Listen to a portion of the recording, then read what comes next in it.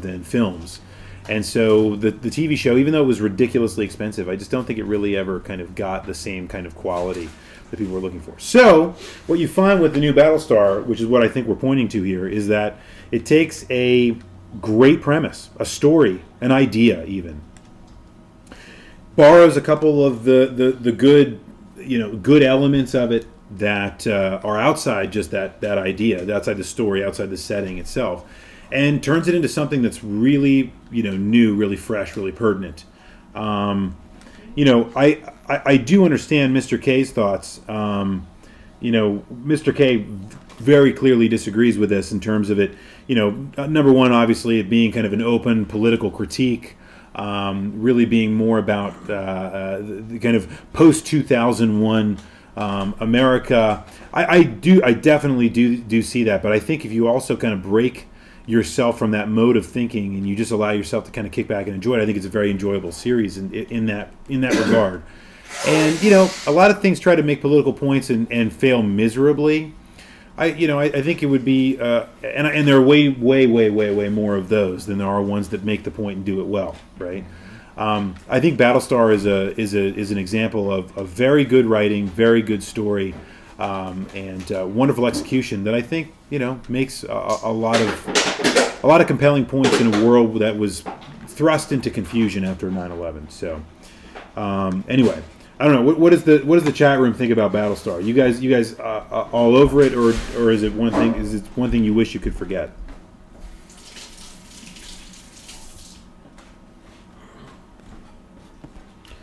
Shadow Wingtronics likes the classic, which I think is a perfectly legitimate thing to say. I don't know if it holds a candle to the new one. Absolutely. Meh. Okay, we got a lot going on it. Never seen it. A lot of people never seen it. That's interesting. I'm glad I'm not alone. Well, I mean, I know. I'm just saying. Anyway. All right, here we go. Moving right along. This one was awesome. I was so hoping somebody was going to say this. The Onion Knight, true to form, talks about the James Bond reboot, which I guess is not necessarily a reboot. Well, it kind of is, right? I mean, Mr. K then makes a point about it's not a trilogy, and it happens to be a reboot. Yes, it is, but it's not necessarily. But it's supposed to be kind of on the same plane of existence, at least, of the other movies. At least that's what I thought until Skyfall happened. And if you haven't seen Skyfall, I won't give away why I think that, but maybe we'll talk about it, at a later date on the Weekly Ringer.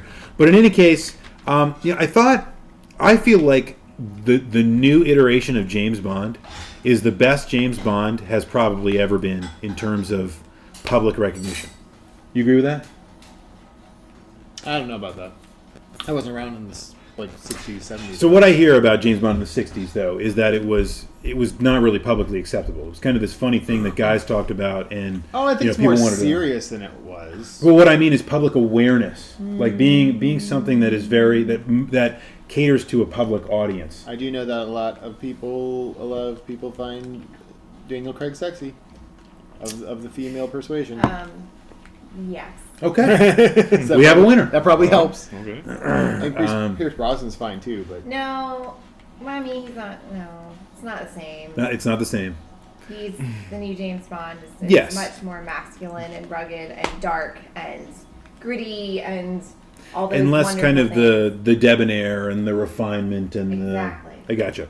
I like it. I think it's good. But you know what else I think is cool is that Daniel Craig really plays in both of those worlds really well.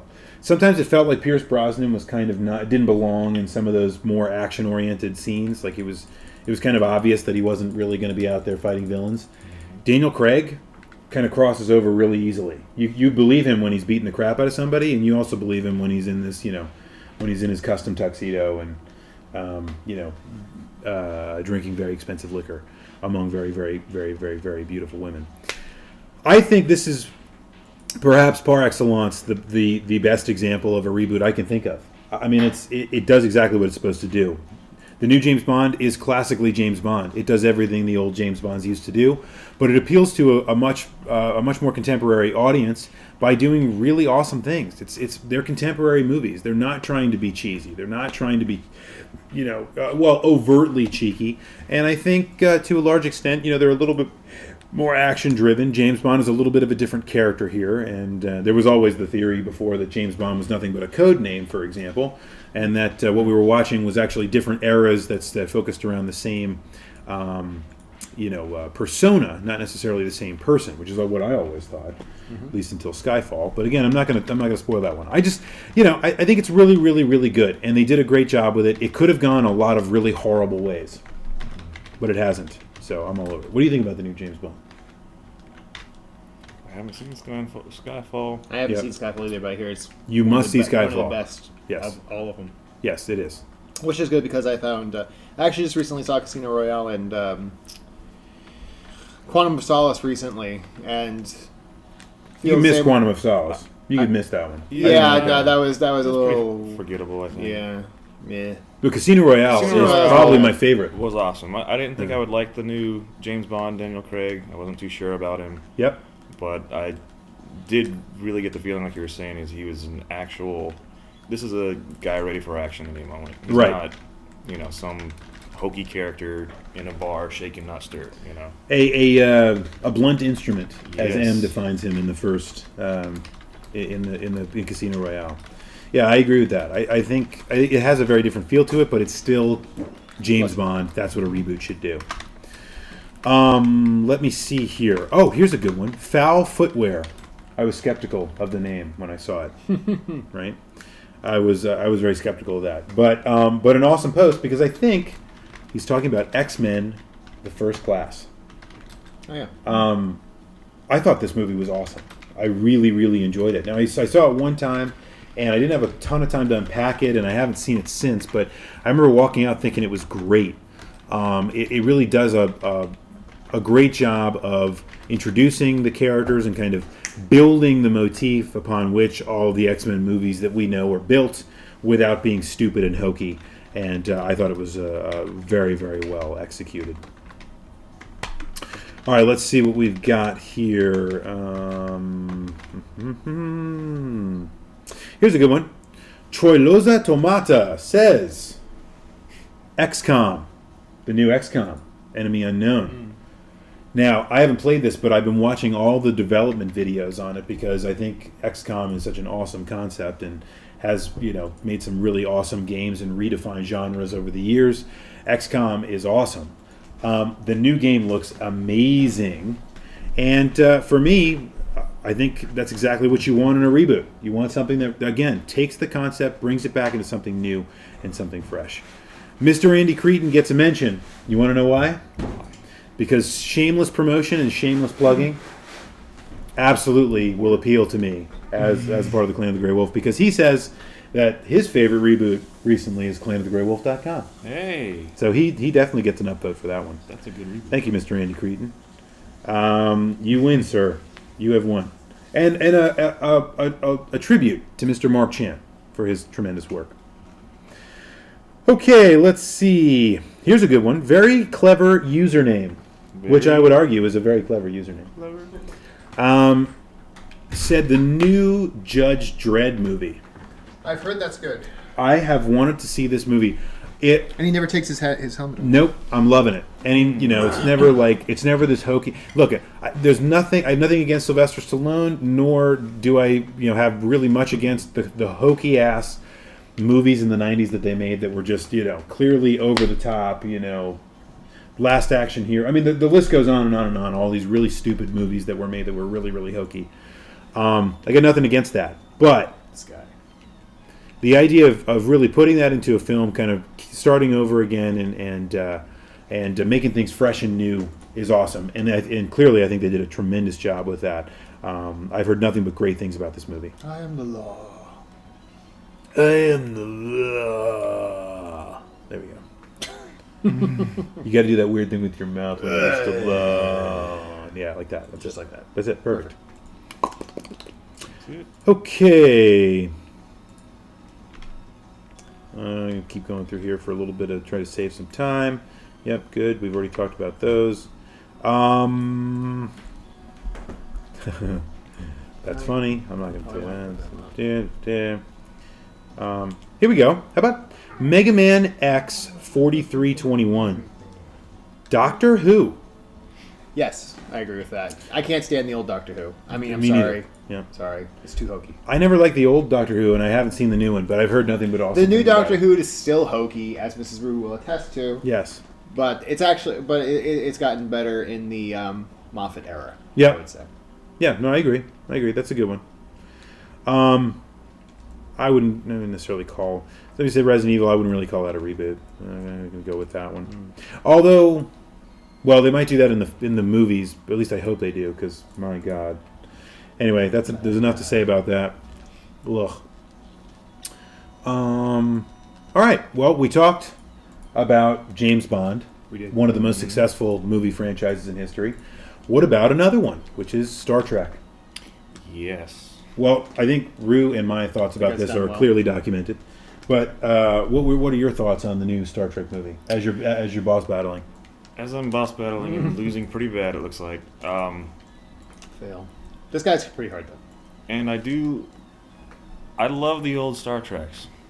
This reboot, to me, well, I love it because it's more Star Trek. Mm-hmm. Now, the direction they took it is, in my opinion, of course, the movie was a little bit more action, less on the sort of drama, hokey, hey, Right. let's make a point about. Kind of a soap opera in space Exactly. / meets sci-fi. Right. Yeah. So I really enjoyed it, and I like the idea of, I know, a new universe, a kind of, everything's different, it's not the same anymore, Mm-hmm. Mm-hmm. can be jarring for people, nobody likes change, I get it. Yep. Exactly. But I think leaving it open, so, you have somewhere else to go now. You can go and revisit some things we thought we knew before, Right. and they can play around with it, you can go back and forth. And that's what I really enjoy. Right. No, I agree. Instead of having to go back and do a prequel or continue the storyline, I think it's gold. We have the story, we know what happens. Let's keep that in our memories and love those movies.